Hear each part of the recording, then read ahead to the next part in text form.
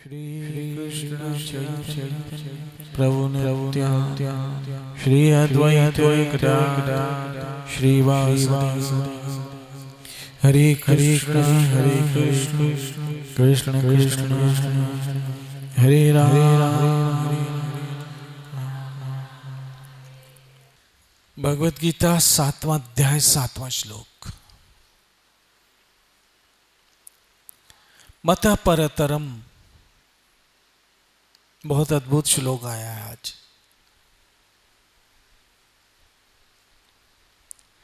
मतः परतरम न अन्यत् कश्चित् असति धनंजय।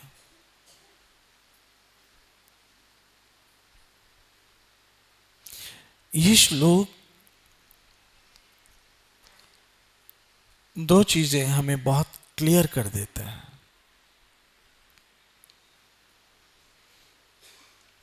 एक, भगवान श्री कृष्ण के विषय जो भी कंफ्यूजन्स है, अज्ञानता के कारण या मिसगाइड होने के कारण वो दूर हो जाती। दूसरा, श्री कृष्ण स्वयं परम सत्य है। इस बात का यहां पर बिल्कुल स्पष्ट रूप से पता चल जाता है। बहुत क्लियर कट बात है, इसमें किसी तरह का भी कोई कंफ्यूजन नहीं है। कृष्ण स्पष्ट करते हैं, मतः परतरम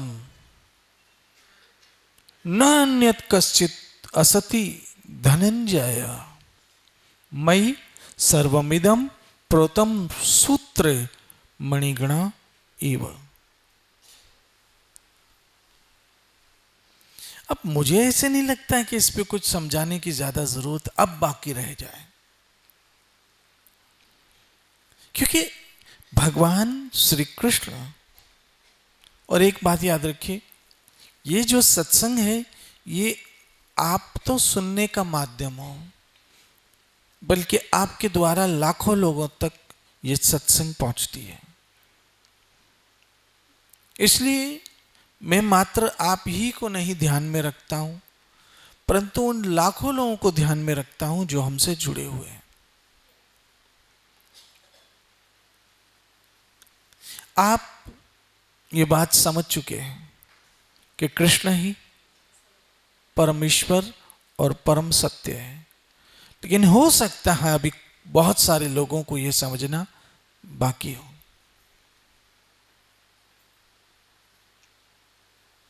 इसलिए इन श्लोकों के द्वारा उन सब लोगों को संदेश दिया जाता है जो अभी तक अज्ञानता के सागर में डूबे हुए हैं और वो भगवान की परम सत्य की वास्तविकता को नहीं समझ सकते हैं।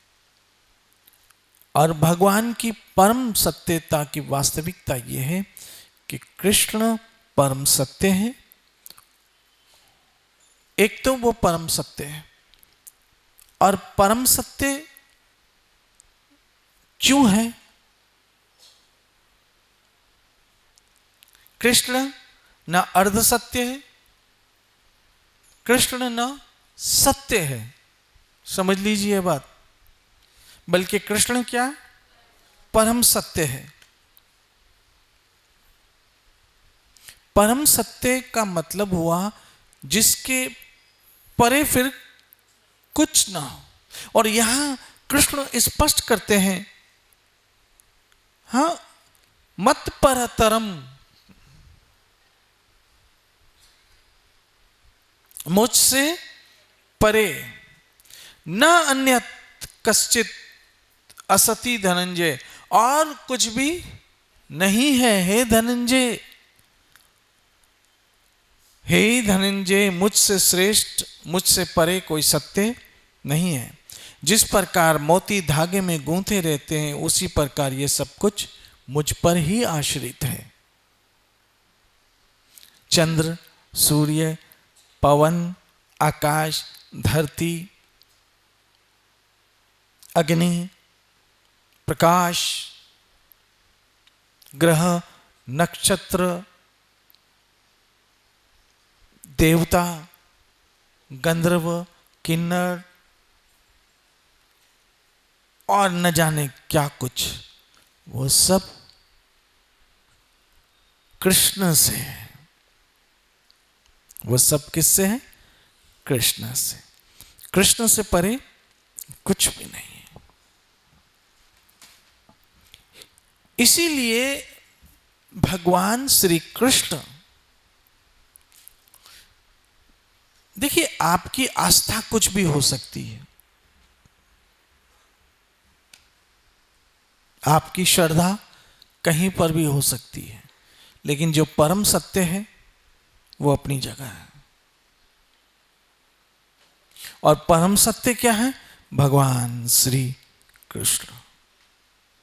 भगवत गीता चाहो तो 7वें अध्याय का 7वां श्लोक पढ़ सकते हो कि कृष्ण ही परम सत्य है।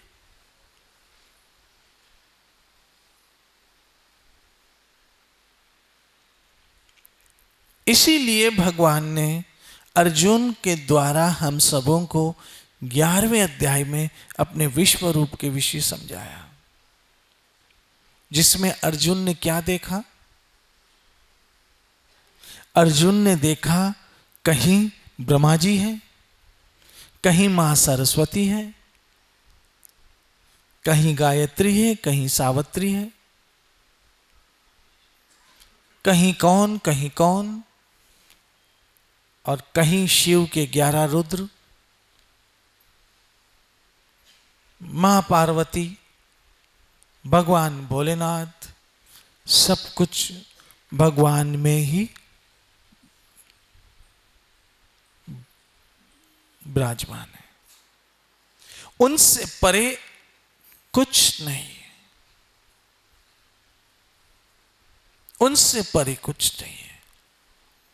और ये बात अन्य ग्रंथों में भी आई है, मैं पेख्यो मोहन सबसे ऊंचा, एको कृष्णम सर्वदेवा, एको कृष्णम सर्वदेवा, देव देवात आत्मा, आत्मा वासुदेवास्मि, जेको जाने भेऊ, नानक ताको दास है सोई निरंजन तेव।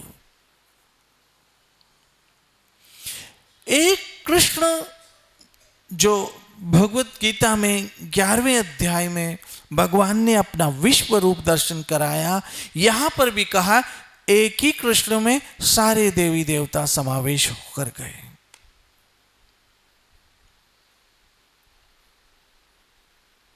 इसलिए जब हम श्री कृष्ण की श्री चरणों का आश्रय लेकर, मैं बिल्कुल आपको किसी कंफ्यूजन में नहीं रखना चाहता हूं, क्लियर कट कर देता हूं कि भगवत गीता का ये श्लोक बिल्कुल स्पष्ट है।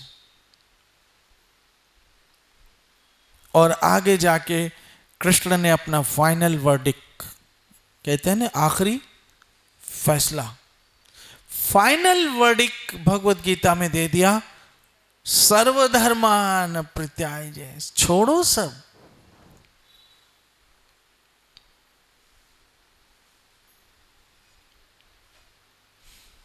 एक संत ने अपने भाव विभोर होकर कहा, गोविंद आपने हमें कहीं का नहीं रहने दिया। क्या कहा? हे कृष्ण प्यारे, आपने हमें कहीं का नहीं रहने दिया। मतलब अगर हम संसार में यह शब्द का उपयोग करें कि कहीं के नहीं रहे, मतलब बर्बाद हो गए। संसार में यदि ये शब्द का उपयोग हो कि कहीं के नहीं रहे, मतलब बर्बाद हो गए। और यहां जो महापुरुष कहते कि हे गोविंद तुमने हमें कहीं का नहीं रहने दिया, यहां अर्थ बनता है हे कृष्ण आपने हमें अपना लिया। अब हम ना कहीं के हैं ना किसी के हैं, ना कहीं के हैं जी, ना किसी के हैं। क्यों? ना कहीं के हैं और ना किसी के हैं, क्यों? मतलब जहां के थे वहीं के हो गए, इसलिए अब हम कहीं के नहीं रहे। बहुत भाव समझने का आ रहा है। व्यासासन अद्भुत अद्भुत अद्भुत अद्भुत बातें करते हैं।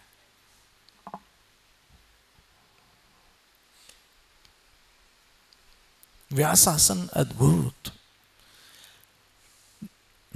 न कहीं के रहे, मतलब जहां के थे वहीं के हो गए। ना किसी के रहे, क्योंकि जिसके थे उसी के हो गए।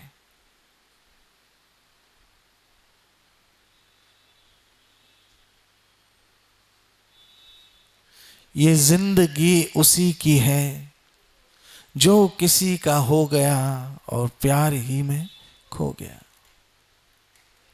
तो हम किसके थे? हम किसी के नहीं हुए। समझिएगा, मेरी शब्दों पे ध्यान देना। हम किसी के नहीं हुए, हम उसी के हुए हैं जिसके हम थे। ममई वंश जीवलोके जीवभूत सनातन। बहनों, मेरी माताओं, मित्रों, कहने का तात्पर्य यह है कि कृष्ण जो है हमारे सनातन संबंधी है और कृष्ण ही हमारे सनातन सारथी है। इसलिए कहीं के ना रहे। क्यों? कि ये श्लोक क्या कह रहा है? सर्वधर्मान प्रत्यायजे, तुम्हें मैं कहीं का नहीं रहने दूंगा। हालांकि संसार में यदि ये कोई कहे तो ये बहुत नेगेटिव बात हो जाती कि मैं तुम्हें कहीं का नहीं रहने दूंगा। लेकिन यहां कृष्ण कहते हैं मैं तुम्हें कहीं का नहीं रहने दूंगा। क्यों? कि तुम जहां के हो वहीं के हो जाओ। ना मैं तुम्हें किसी का रहने दूंगा, क्योंकि तुम मेरे हो, मेरे ही हो जाओ।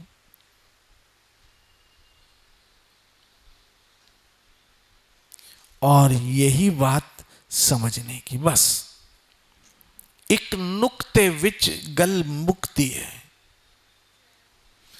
बस इतना समझ लो कि ना हम कहीं के हैं और ना हम, बोलो, किसी के हैं। हम कहां के हैं? जिस देश में कृष्ण रहते हैं हम वहां के हैं। हम कहां के हैं?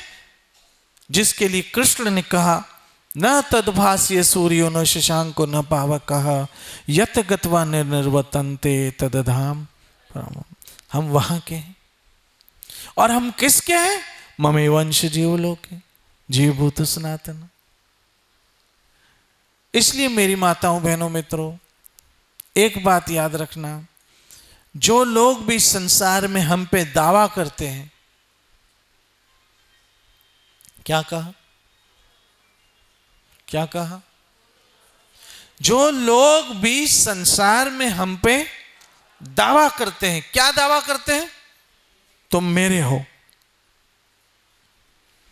पहली बात तो उसको यही नहीं पता है कि तुम किसे कहते हैं। वो तुमसे मतलब कौन? तुमसे मतलब कौन?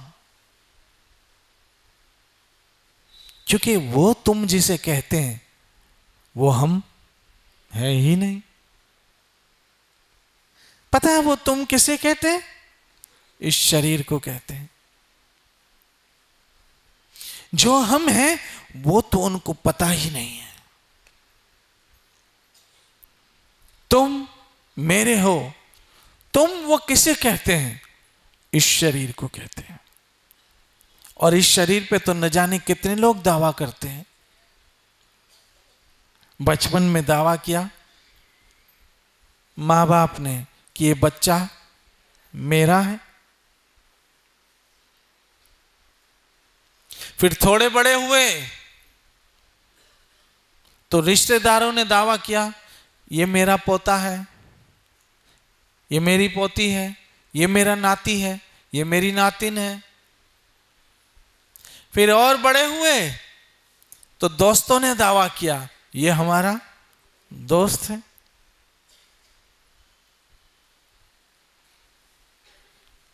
ये हमारा दोस्त है। फिर बहुत कुछ नजदीक आ गए तो कहने लगे तेरे जैसा यार कहां, कहां ऐसा यार आना। बहुत घनिष्ठ हो गए। फिर आगे बढ़ते बढ़ते बढ़ते एक वक्त आया जब किसी ने कहा ये मेरा पति है और किसी ने कहा ये मेरी पत्नी है। दावा ठोका। फिर कुछ समय के बाद किसी ने कहा ये मेरी माँ है, ये मेरा पिता है, ये मेरी बहू है, ये मेरा दामाद है। फिर और आगे गए, किसी ने कहा ये मेरी सास है, ये मेरा ससुर है। दावे सबों ने किए लेकिन अंत में हमें रखा किसी भी ने नहीं। जैसे ही शरीर से आत्मा निकली, जितने लोग दावा करने वाले थे वही कह रहे हैं अब इसको ले जाओ।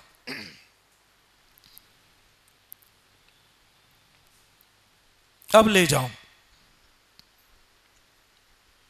बहनों, माताओं, मित्रों, ये कितनी बड़ी विडंबना है, कितनी बड़ी विडंबना है। संसार की कितनी बड़ी कड़वी सच्चाई है।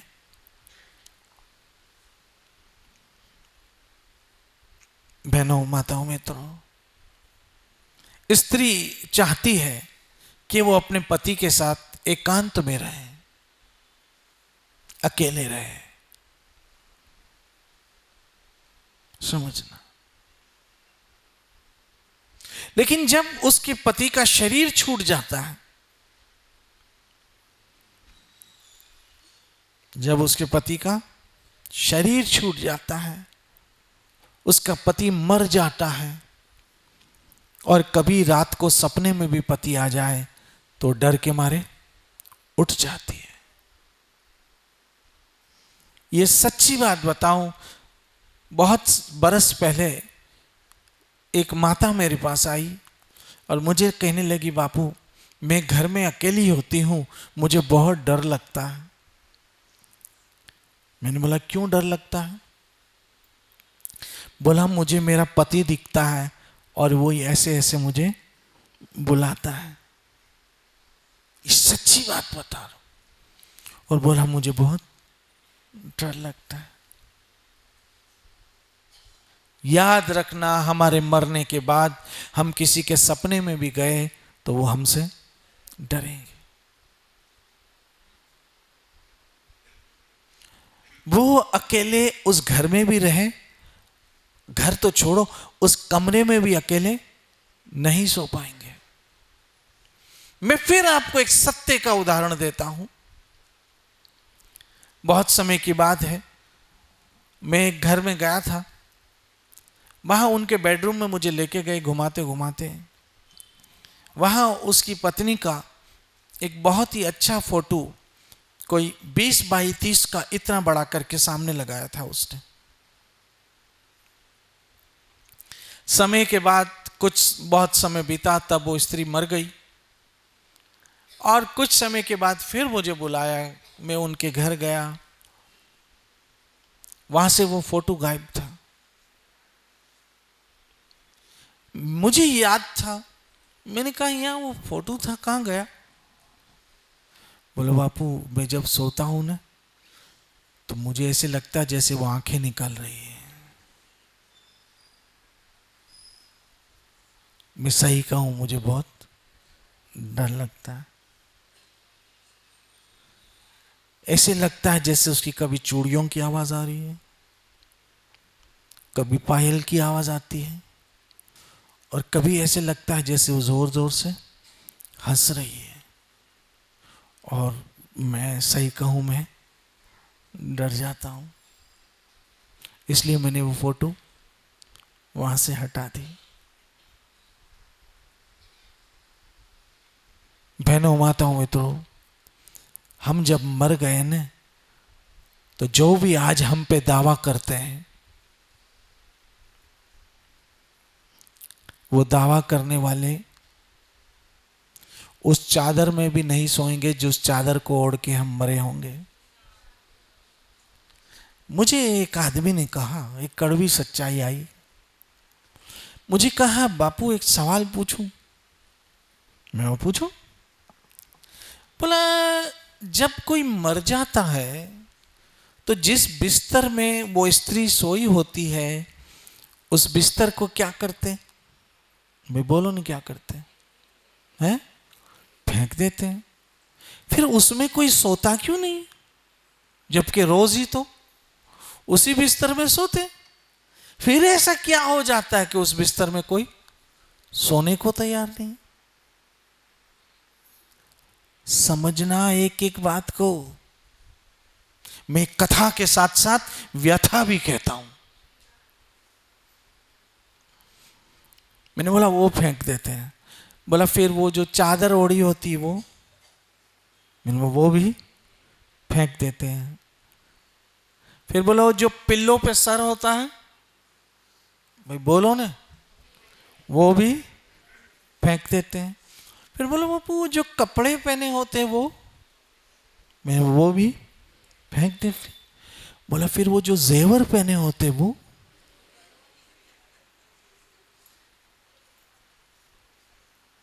वो जो डायमंड की चूड़ियां, कान में डायमंड, बहुत मोटा सारा मंगलसूत्र, अंगूठियां और बहुत सारा सोना वो पहना होता है, तो वो, मैंने कहा बेटा वो फेंकते नहीं है, वो दूसरी के लिए रख देते हैं।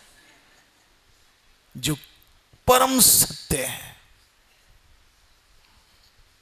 इस कड़वे सच को मानना पड़ेगा कि जो हम पे दावा करते हैं वो एक दिन हमें उठा के फेंकते हैं। मुझे एक गाना बहुत याद आ रहा है, कहो तो सुना दो। उसमें मेरे दिमाग में क्वेश्चन आया, उस क्वेश्चन का मुझे कोई आंसर नहीं मिल रहा है। वो गाना कुछ इस तरह से था, बरसात के मौसम में लोग गाते भी हैं, सुनते भी हैं, कि कहा अभी ना जाओ छोड़ के,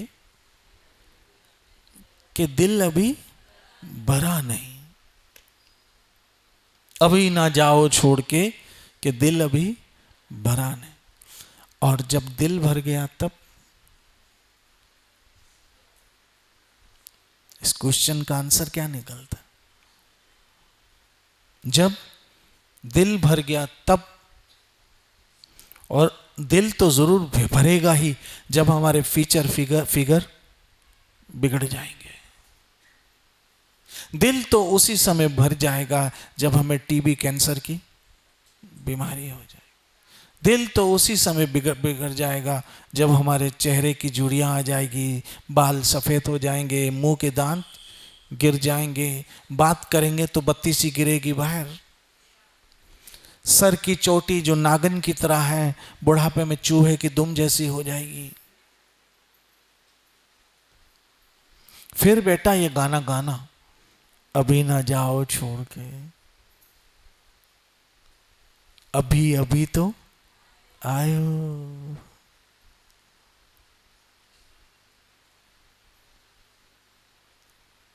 फिर कहोगे कभी क्या आए हो?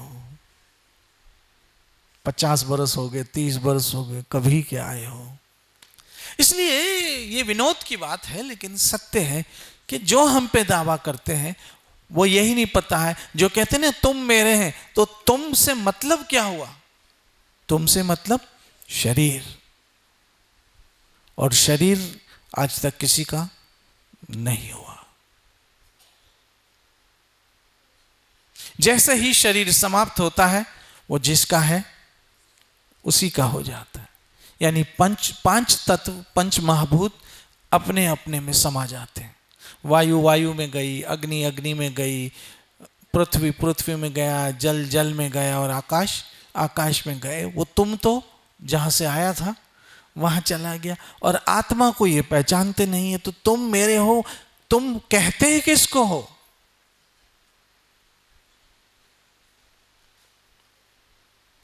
तुम कहते किसको हो? और ये जो तुम है ये बदलता रहता है। कल कैसा ये शरीर था, आज कैसा ये शरीर है, और कल कैसा शरीर हो जाएगा। मैं परसों तरसों एक हीरोइन को देख रहा था, पहचानने में नहीं आई, पहचान भी नहीं सकते हो, बुढ़ापे में उसकी ऐसी हालत हो गई। तो ये शरीर जिस पे हम दावा करते हैं,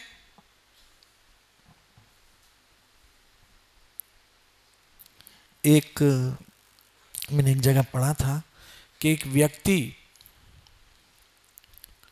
एक लड़की की बहुत तारीफ कर रहा था और कह रहा था कि मुझे तुम्हारे बाल बहुत अच्छे लगते हैं, ये तुम्हारे बाल जो है सावन की घटाएं हैं।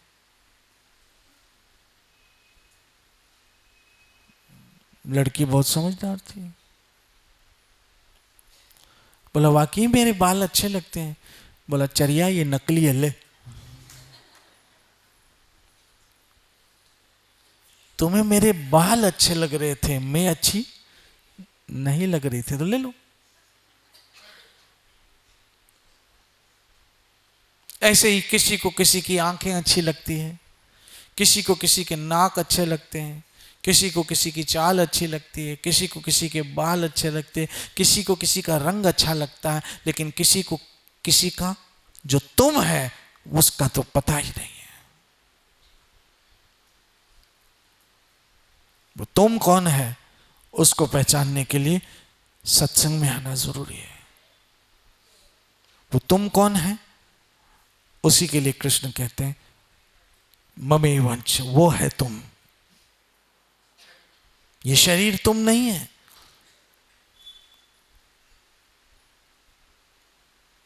ये शरीर तुम नहीं है, क्योंकि ये शरीर, ये एक याद रखना मेरी माताओं बहनों मित्रों, यही शरीर जो आज हमें खुश करता है। जवानी में हमारे बहुत सारे बच्चे ऐसे होते हैं जो कहीं बाहर जाने से पहले कम से कम 15 से 20 मिनट तक मिरर के सामने खड़े रहते हैं और हर एंगल से अपने आप को देखते हैं, हर एंगल से देखते हैं, फिर भी सेटिस्फाइड नहीं होते हैं। फिर किसी से पूछते हो मैं ठीक लग रही हूं, कपड़े अच्छे लग रहे हैं, ये दुपट्टा सही है, मेकअप ज्यादा तो नहीं हो गया, अब इससे ज्यादा क्या हो, इससे ज्यादा क्या हो। फिर भी बोलते हैं मेकअप ज्यादा तो नहीं हो गया। जो चेहरा कभी कभी ऐसे होता है, जो जिंदगी का एक सच है कि कभी कभी खुद ही को देखते हैं और खुद ही को अच्छे लगते हैं। ऐसा आपके साथ भी हुआ होगा, बोलोगे नहीं लेकिन हुआ होगा। कभी खुद ही को देखते हैं और खुद ही को अच्छा लगते हैं, फिर खुद ही कमेंट्स भी देते हैं अपने आप ही को।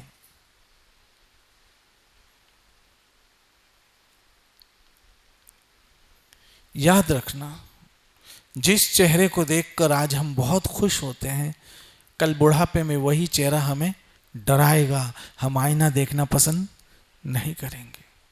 हाँ, तब कहते दर्पण डराने लगा। क्या? दर्पण डराने लगा। शायद हम आईना, ऐसे कई बूढ़े लोग हैं जो 15-15, 20-20 दिन तक आईना देखते ही नहीं है, क्योंकि अब देखने के लिए कुछ बचा ही नहीं है। बहनों, माताओं, मित्रों, कृष्ण कहते हैं तुम उस परम सत्य को जानो जो तुम हो,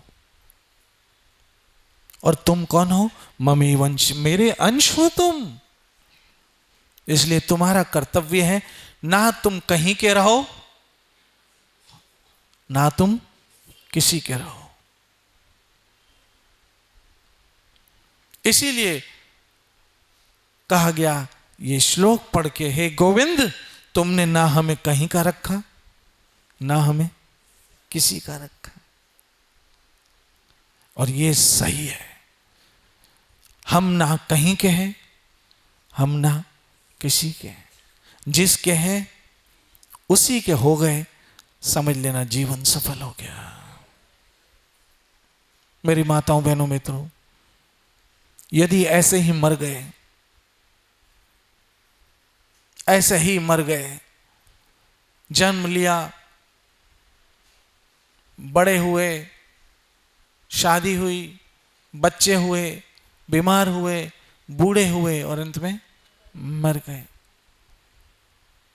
उस बीच 2, 4, 5, 10 करोड़ कमा लिए, उस बीच 2, 4, 5 प्रॉपर्टियां बना ली, उस बीच कुछ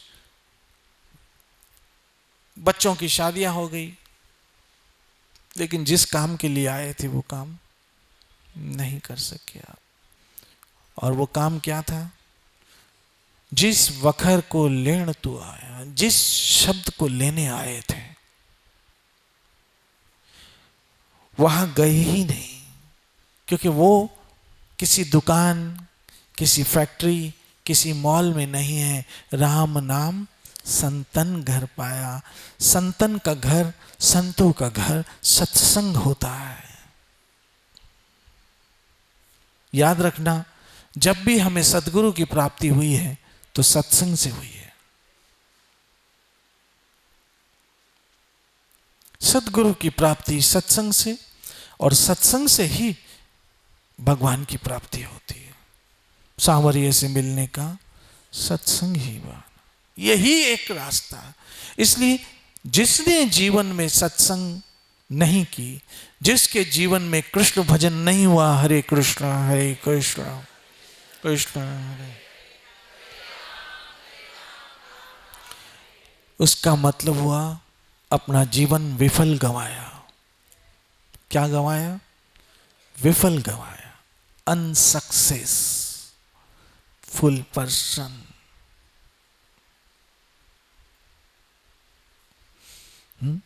अनसक्सेसफुल पर्सन, बिल्कुल नाकाम, असफल व्यक्ति हो गया जिसने कृष्ण भजन, कृष्ण भक्ति, कृष्ण शरण नहीं ली। अभी भी मौका है, सुबह का भोला शाम को आ जाए तो अच्छा है, रात होने से पहले पहले। इसी विषय को कल लेके चलते हैं। नित्य नित्य वजो हरे कृष्ण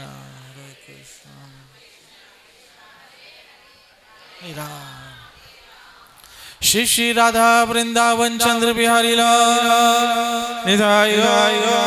जय जय जय जय जय जय राधे, जय जय जय।